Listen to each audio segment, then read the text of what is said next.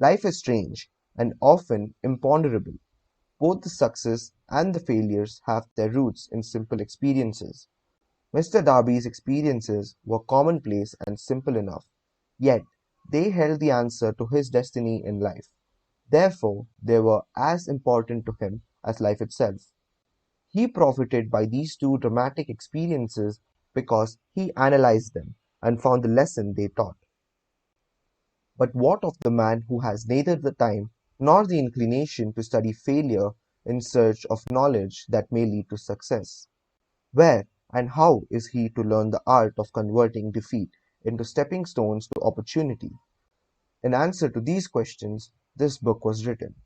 The answer called for a description of 13 people, but remember, as you read, the answer you may be seeking to the questions which have caused you to ponder over the strangeness of life may be found in your own mind through some idea, plan, or purpose which may spring into your mind as you read.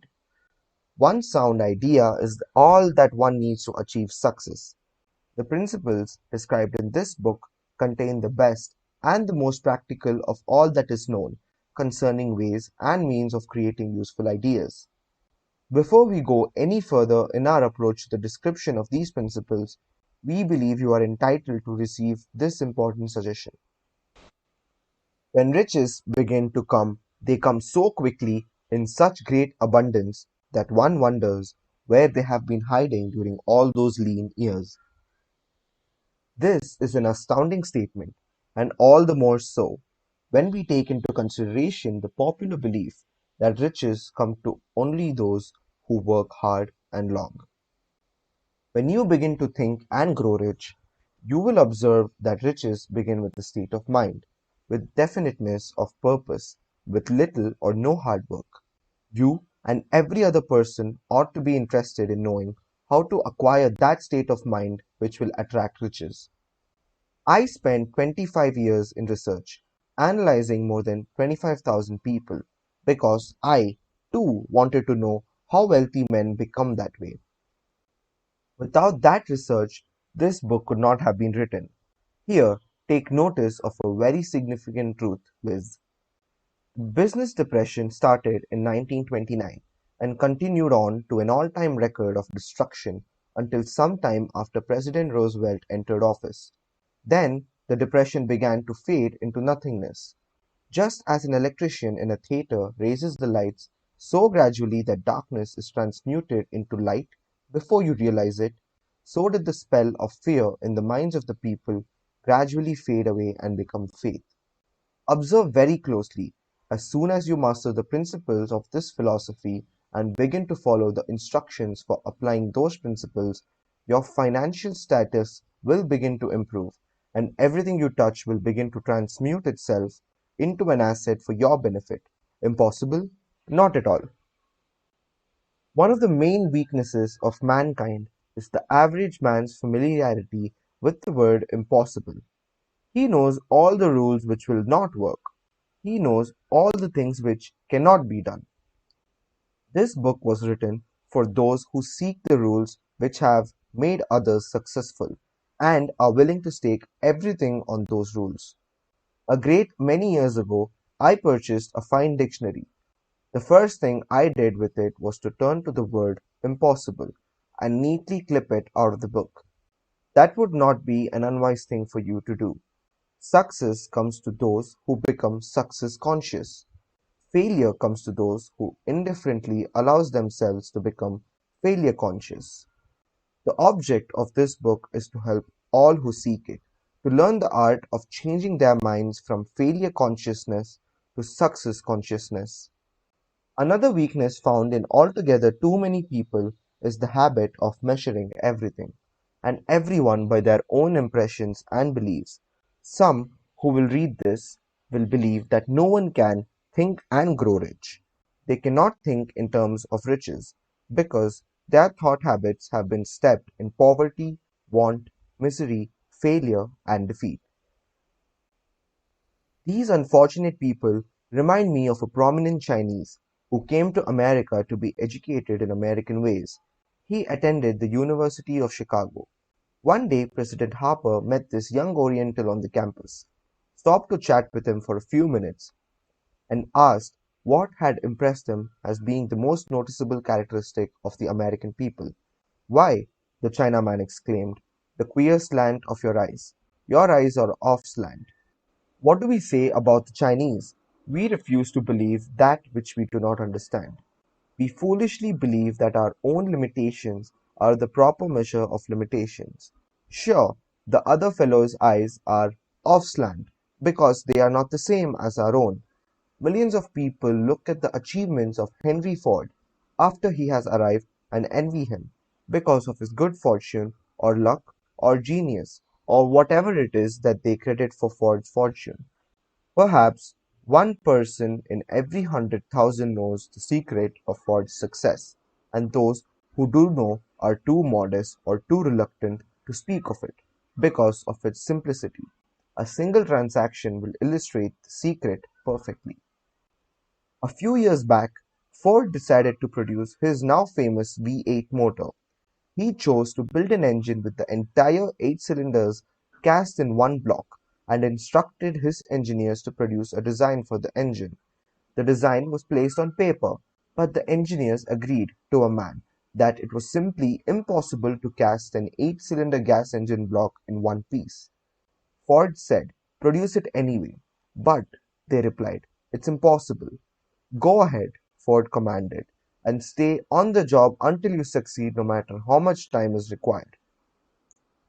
The engineers went ahead. There was nothing else for them to do if they were to remain on the Ford staff. 6 months went by. Nothing happened. Another 6 months passed, and still nothing happened. The engineers tried every conceivable plan to carry out the orders, but the thing seemed out of the question. Impossible. At the end of the year, Ford checked with his engineers, and again they informed him they had found no way to carry out his orders. "Go right ahead," said Ford. "I want it, and I'll have it." They went ahead, and then, as if by a stroke of magic, the secret was discovered. The Ford determination had won once more. This story may not be described with minute accuracy, but the sum and substance of it is correct. Deduce from it, you who wish to think and grow rich, the secret of the Ford millions, if you can. You'll not have to look very far. Henry Ford is a success because he understands and applies the principles of success. One of these is desire, knowing what one wants. Remember this Ford story as you read, and pick out the lines in which the secret of his stupendous achievement have been described. If you can do this, if you can lay your finger on the particular group of principles which made Henry Ford rich, you can equal his achievements in almost any calling for which you are suited. You are the master of your fate, the captain of your soul, because when Henley wrote the prophetic lines, "I am the master of my fate, I am the captain of my soul," he should have informed us that we are the masters of our fate, the captains of our souls, because we have the power to control our thoughts. He should have told us that the ether in which this little earth floats, in which we move and have our being, is a form of energy moving at an inconceivably high rate of vibration, and that the ether is filled with a form of universal power which adapts itself to the nature of the thoughts we hold in our minds, and influences us in natural ways to transmute our thoughts into their physical equivalent. If the poet had told us of this great truth, we would know why it is that we are the masters of our fate, the captains of our souls. He should have told us with great emphasis that this power makes no attempt to discriminate between destructive thoughts and constructive thoughts, that it will urge us to translate into physical reality thoughts of poverty, just as quickly as it will influence us to act upon thoughts of riches. He should have told us, too, that our brains become magnetized with the dominating thoughts which we hold in our minds, and by means with which no man is familiar, these magnets attract to us the forces, the people, the circumstances of life which harmonize with the nature of our dominating thoughts. He should have told us that before we can accumulate riches in great abundance, we must magnetize our minds with intense desire for riches, that we must become money conscious until the desire for money drives us to create definite plans for acquiring it. But, being a poet and not a philosopher, Henley contented himself by stating a great truth in poetic form, leaving those who followed him to interpret the philosophical meaning of his lines. Little by little, the truth has unfolded itself, until it now appears certain that the principles described in this book hold the secret of mastery over our economic fate. We are now ready to examine the first of these principles. Maintain a spirit of open-mindedness, and remember as you read, they are the invention of no one man. The principles were gathered from the life experiences of more than 500 men who actually accumulated riches in huge amounts, men who began in poverty, with but little education, without influence. The principles worked for these men. You can put them to work for your own enduring benefit. You will find it easy, not hard, to do. Before you read the next chapter, I want you to know that it conveys factual information which might easily change your entire financial destiny, as it has so definitely brought changes of stupendous proportions to two people described. I want you to know also that the relationship between these two men and myself is such that I could have taken no liberties with the facts, even if I had wished to do so. One of them has been my closest personal friend for almost 25 years. The other is my own son. The unusual success of these two men, success which they generously accredit to the principle described in the next chapter, more than justifies this personal reference as a means of emphasizing the far-flung power of this principle. Almost 15 years ago, I delivered the commencement address at Salem College, Salem, West Virginia. I emphasized the principle described in the next chapter with so much intensity that one of the members of the graduating class definitely appropriated it and made it a part of his own philosophy. The young man is now a member of Congress and an important factor in the present administration. Just before this book went to the publisher, he wrote me a letter in which he so clearly stated his opinion of the principle outlined in the next chapter that I have chosen to publish his letter as an introduction to that chapter. It gives you an idea of the rewards to come. My dear Napoleon, my service as a member of Congress having given me an insight into the problems of men and women, I am writing to offer a suggestion which may become helpful to thousands of worthy people. With apologies, I must state that the suggestion, if acted upon, will mean several years of labor and responsibility for you. But I am enheartened to make the suggestion, because I know your great love for rendering useful service. In 1922, you delivered the commencement address at Salem College when I was a member of the graduating class. In that address, you planted in my mind an idea which has been responsible for the opportunity I now have to serve the people of my state, and will be responsible in a very large measure for whatever success I may have in the future. The suggestion I have in mind is that you put into a book the sum and substance of the address you delivered at Salem College, and in that way give the people of America an opportunity to profit by your many years of experience and association with the men who, by their greatness, have made America the richest nation on earth. I recall, as though it were yesterday, the marvelous description you gave of the method by which Henry Ford, with but little schooling, without a dollar, with no influential friends, rose to great heights. I made up my mind then, even before you had finished your speech, that I would make a place for myself, no matter how many difficulties I had to surmount.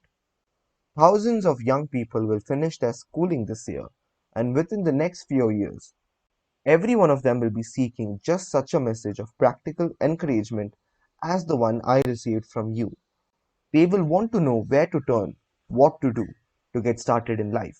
You can tell them because you have helped to solve the problems of so many people.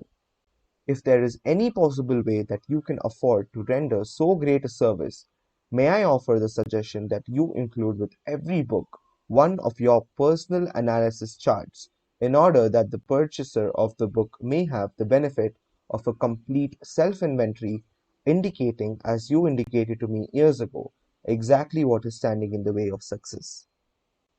Such a service as this, providing the readers of your book with a complete, unbiased picture of their faults and their virtues, would mean to them the difference between success and failure. The service would be priceless. Millions of people are now facing the problem of staging a comeback because of the depression, and I speak from personal experience when I say I know these earnest people would welcome the opportunity to tell you their problems and to receive your suggestions for the solution. You know the problems of those who face the necessity of beginning all over again. There are thousands of people in America today who would like to know how they can convert ideas into money. People who must start at scratch without finances and recoup their losses. If anyone can help them, you can. If you publish the book, I would like to own the first copy that comes from the press, personally autographed by you. With best wishes, believe me, cordially yours, Jennings Randolph.